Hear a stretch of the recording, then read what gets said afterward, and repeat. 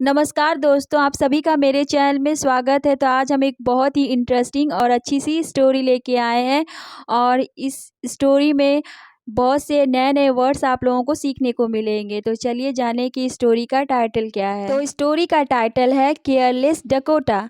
Careless means होता है लापरवाह, जो किसी चीज़ की फ़िक्र नहीं करता है, सिर्फ अपनी सुनता है। और डकोटा एक लड़के का नाम है, तो केयरलेस डकोटा, लापरवाह डकोटा। तो चलिए स्टोरी अब रीड करते हैं।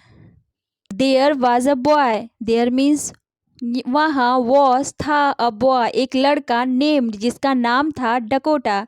वहाँ पे एक लड़का था जिसका नाम डकोटा था।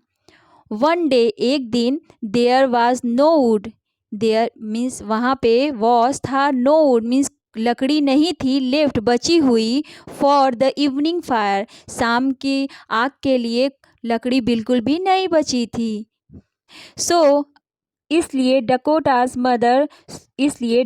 की माँ, जो डकोटा की मदर थी, आस्क्ड कहा, हिम डकोटा से कहा, टू फेच, फेच मीन्स होता है लाना, ब्रिंग फेच का मतलब है लाना, ब्रिंग सम फायरवुड, सम मीन्स कुछ, फायरवुड आग की लकड़ियाँ, आग जलाने के लिए कुछ लकड़ियाँ लाने को डकोटा को कहा, डकोटा की माँ ने।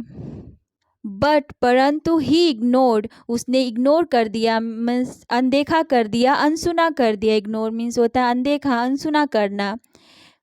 ही वह वेंट गया, टू प्ले खेलने के लिए, विथ मीन्स साथ, हिज फ्रेंड्स अपने दोस्तों के साथ वह खेलने चला गया। अपनी माँ की बात न सुनकर वो अपने दोस्तों के साथ खेलने चला गया। जैसा कि इवनिंग शाम अप्रोच्ड, शाम हो गई, अप्रोच मतलब होता है पहुंचना, मीन्स हो जाना, शाम हो गई।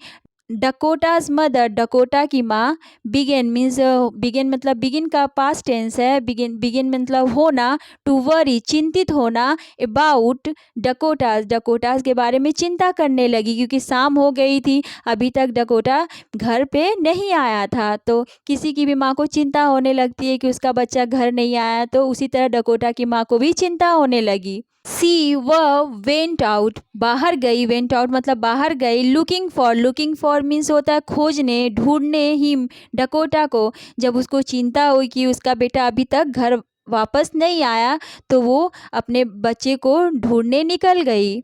लुकिंग फॉर मतलब होता है ढूंढना, तलाश करना, खोजना। शी बिकेम, वह हो गई, बिकेम मीन्स हो जाना, फ्यूरियस, फ्यूरियस मीन्स होता है गुस्सा होना, आग बबला होना, मीन्स क्रोधित होना। वो जब देखी तो वो गुस्सा हो गई। क्या देखी? वेन जब, शीशा उसने देखा, डकोटास प्लेइंग, डकोटा को खेलते हुए देखा, विथ हिज फ्रेंड अब उसके दोस्तों के साथ। जो डकोटा की माँ थी, मीन्स उसे चिंता हो रही थी कि उसका बेटा कहाँ है। जब वो बाहर निकली और जब ढूंढने लगी अपने बेटे को, तो देखा कि डकोटा तो बेफिक्र होकर खेल रहा है। इस वजह से उसकी माँ को बहुत गुस्सा आ गया। वह रियलाइज्ड महसूस की, that Dakota had ignored her instruction, उसने महसूस किया मतलब उसे लगा कि डकोटा उसको अनदेखा, अनसुना कर दिया, हर इंस्ट्रक्शन मतलब जो भी उसने बताया था, निर्देश दिया था, वो सब चीज़ों का बिल्कुल भी वो ख्याल नहीं कर रहा है, इग्नोर कर दिया, अनदेखा कर दिया, अनसुना कर दिया, मीन्स उसकी बातों को वो मान नहीं रहा है। शी थॉट, वह सोची, ऑफ टीचिंग, टीचिंग मीन्स होता है पढ़ाना, उसने कुछ सोचा, ऑफ टीचिंग डकोटा, डकोटा को पढ़ाने का, अ लेसन मीन्स होता है पाठ, मीन्स उसे एक पाठ पढ़ाने की सोची, मतलब उसे सबक मीन्स उसे कहा कि अब इसको सबक सिखाना पड़ेगा। शी वह शॉ देखी, दैट कि डकोटा वाज स्टैंडिंग, डकोटा खड़ा है, स्टैंडिंग मीन्स होता है खड़ा, नियर मतलब पास में, अ बुश मतलब होता है झाड़ी। उसकी माँ ने देखा कि डकोटा एक झाड़ी के पास खड़ा है। एज एज अ गोलकीपर के रूप में, as a goalkeeper means goalkeeper के रूप में वो लोग गेम खेल रहे थे। जो गोल का रक्षक होता है, जो गोल को संभालता है, उसके रूप में वो खड़ा है, मीन्स वहाँ पे वो खेल रहा है झाड़ी के पास। शी हिड मीन्स वह छुपा ली, हिड मतलब छुपा लेना, बिहाइंड पीछे, दैट दैट बुश, उस झाड़ी के पीछे उसकी माँ छुप गई। She hid behind the bush, वह झाड़ी के पीछे छुप गई। एंड थ्यू, थ्यू मीन्स फेंका, अ ट्विग, एक टहनी मीन्स लकड़ी का एक टुकड़ा फेंका, ऑन द ग्राउंड, जमीन पर। उसकी माँ उस झाड़ी के पीछे छुप गई और वहाँ से एक छोटी सी लकड़ी की टहनी फेंकी जहाँ पर डकोटा खेल रहा था। डकोटा वॉज था startle to hear the noise, startle मतलब होता है चौंक जाना, टू हियर सुनकर, द नॉइज इस शोर को, इस आवाज़ को सुनकर वो चौंक गया। जब वो खेल रहा था, जहाँ पे झाड़ी के पास वो खड़ा होके खेल रहा था, वहीं से पीछे छुपकर उसकी माँ ने एक लकड़ी का टुकड़ा फेंका और जब वो टुकड़ा डकोटा के सामने गिरा तो डकोटा चौंक गया और उसकी आवाज़ सुनकर वो मतलब डकोटा चौंक गया, सोचा कि झाड़ी के पीछे से भाई ये कहाँ से आ रहा है, इस वजह से वो थोड़ा डर गया। ही फाउंड, वह पाया, दैट की नोबडी, कोई नहीं, वॉज देयर, वहाँ जब वो देखा तो देखा कि वहाँ पे कोई भी नहीं है, तो इस वजह से उसे डर लगने लगा कि ये लकड़ी का टुकड़ा कहाँ से आया, जब कोई है ही नहीं तो ये लकड़ी का टुकड़ा कहाँ से सामने आ गया। नाउ अब शी मिमिक्ड, मिमिक मीन्स होता है नकल करना, मीन्स उस तरह से आवाज़ बनाना, मिमिक मतलब नकल करना, आवाज़ बनाना। शी मिमिक्ड अ लॉयन, एक शेर का आवाज़ बनाई, वो आवाज़ बनाई, नकल की, अ लॉयन एक शेर की। एंड रॉड, रॉड मीन्स होता है दहाड़ना, शेर की तरह दहाड़ना मीन्स वहाँ वो झाड़ी के पीछे छुपकर वो शेर की आवाज़ की नकल बनाने लगी। और रोड मीन्स दहाड़ी, बहुत ज़ोर से दहाड़ी, जैसे शेर दहाड़ता है उसी तरह उसकी माँ भी दहाड़ी।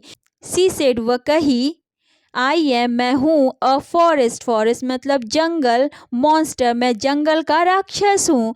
और उन सारे बच्चों को, अपने बेटे डकोटा को डराने के लिए उसने कहा शेर की आवाज़ में कि मैं जंगल का मॉन्स्टर हूँ, मैं जंगल का राक्षस हूँ। आई नो, मैं जानता हूँ, यू हैव डिसओबेड, डिसओबेड मीन्स होता है अवज्ञा करना, आज्ञा न मानना।